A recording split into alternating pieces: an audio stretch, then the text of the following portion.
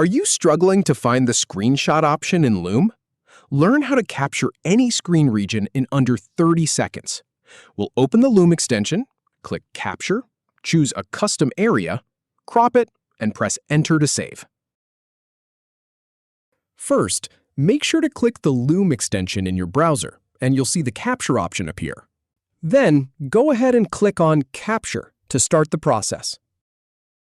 Now, you'll want to click on Custom Area to choose exactly what part of your screen to record. After that, click on Select Area so you can define that region manually. Once you're there, start cropping by dragging your mouse to set the boundaries.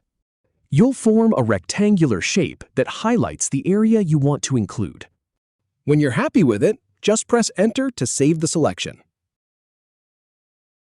If you have any feedback or if any info is inaccurate, please leave a comment below. We'll do our best to answer or redo the video if needed. Thanks for watching.